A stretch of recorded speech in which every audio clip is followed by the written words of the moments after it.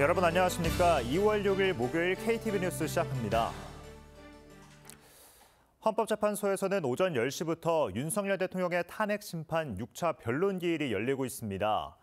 핵심 증인 가운데 한 명인 곽종근 전 사령관의 증인 신문이 곧 시작됩니다. 헌법재판소 연결하겠습니다. 네, 최영은 기자 소식 전해주시죠. 네, 말씀하신 대로 오늘 변론 기일은 오전 10시에 시작해서 잠시 점심시간에 휴정을 거친 뒤에 오후 2시부터 다시 재개가 됩니다. 곽정근 전 특수전 사령관이 국회 측 증인으로 출석을 하는데요. 90분간 증인 신문이 이뤄집니다. 곽 사령관은 비상계엄 당시에 국회의원이 아닌 요원을 끌어내라는 뜻이었다는 윤 대통령 측 주장을 반박했던 인물입니다.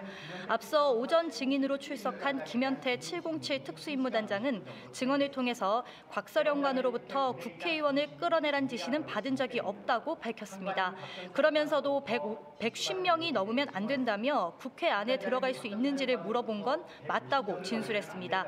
다만 당시 150명의 의미가 국회의원 수라고 생각하진 않았다고 설명했습니다. 김 단장은 비상계엄 당시 707 특임부대원을 이끌고 국회로 출동한 현장 지휘관으로 당시 깨진 유리창을 통해 국회 안까지 진입한 바 있습니다. 네, 그런가 하면 윤 대통령은 오늘도 탄핵 심판 심판정의 모습을 드러냈죠. 의원을 끌어내란 지시는 없었고 끌어낼 수도 없었다고도 말했습니다. 그렇습니다. 오전 9시쯤에 법무부 호송차를 타고 이곳 헌법재판소에 도착을 했습니다. 윤 대통령은 오전 재판 종료 직전에 재판부가 발언 기회를 줬는데요. 특별히 언급할 게 없다면서 말을 하진 않았습니다. 재판이 진행되는 동안 대부분 눈을 감고 있는 모습을 보이기도 했습니다. 오후 3시 반부터는 대통령 측에서 신청한 증인 박춘섭 대통령실 경제수석의 증인 신문이 이루어집니다. 헌재는 어제 박 수석이 증인으로 채택된 사유에 대해 국회 예산 감액 관련으로 알고 있다고 밝혔습니다. 윤 대통령 측은 국회 예산 삭감으로 국정이 마비된 걸 계엄 선포 배경 가운데 하나로 주장하고 있습니다. 한편 재판부는 이날 직권으로 조성현 육군 수도방위 사령부 1경비단장을 증인으로 채택하기도 했는데요.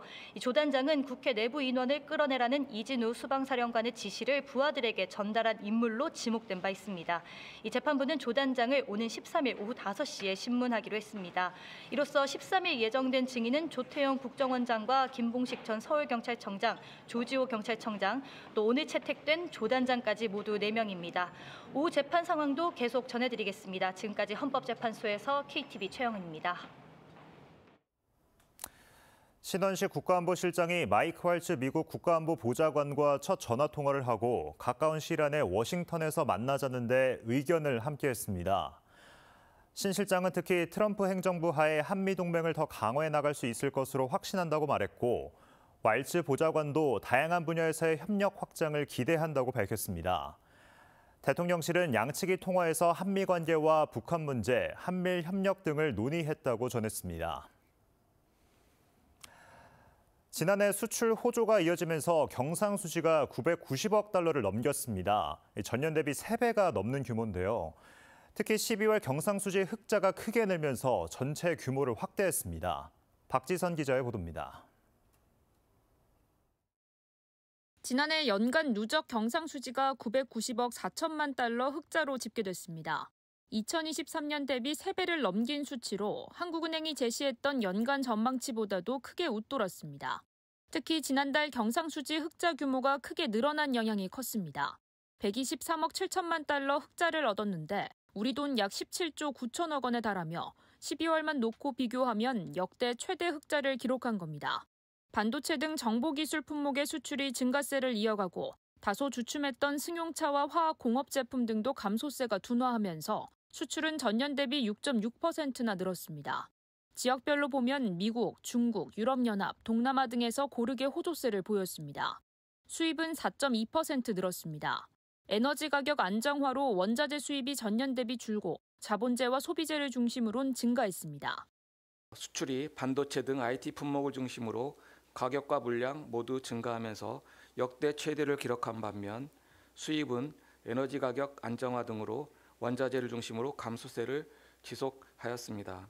서비스 수지는 21억 1천만 달러 적자로 집계됐습니다. 겨울방학 등으로 해외여행 성수기를 맞아 여행 수지 적자가 커졌기 때문입니다. 연말 기업 배당이 늘면서 본원 소득 수지는 47억 6천만 달러 흑자를 기록했습니다. 내국인의 해외 투자는 주식을 중심으로 8억 6천만 달러 증가했고 외국인의 국내 투자는 주식 위주로 38억 달러 줄었습니다. 한편 한국은행은 향후 수출 전망에 대해 미국의 트럼프 2기 행정부 출범 이후 미중 무역 갈등 심화 가능성이 크다며 불확실성이 높다고 설명했습니다. KTV 박지선입니다. 정부가 기존에 운영하던 경제금융상황점검 TF회의를 민생경제점검 TF회의로 확대 개편해 범부처 민생경제 개선 방안 마련에 나섭니다. 오늘 김범석 기재부 1차관 주재로 열린 첫 회의에서는 민생경제 분야별 현황과 애로사항을 공유하고 개선 방안을 논의했습니다. 또 앞으로 대통령 권한대행 주제로 매주 개최되는 민생경제점검회의에서 발표될 각 분야별 민생경제 개선 조치를 사전 점검하기로 했습니다. 북서쪽에서 찬 공기가 남하하면서 오늘도 맹추위가 이어지겠습니다. 서울 동부와 경기 일부, 충북과 강원도에는 한파경보가, 그 밖의 지역에도 한파주의보가 유지되고 있습니다. 오후부터는 전국 곳곳에 눈 소식이 예보된 가운데 내일까지 충남 남부 서해안과 전북에 15cm 이상, 서울과 경기 북부에 최대 5cm의 눈이 내리겠습니다. 이번 한파는 주말까지 이어지다가 다음 주 초 차츰 평년 기온을 회복할 것으로 전망됩니다. KTV 뉴스를 마칩니다. 저희는 내일도 국정 소식을 한 걸음 더 빠르게 전해드리겠습니다. 함께해 주신 여러분 고맙습니다.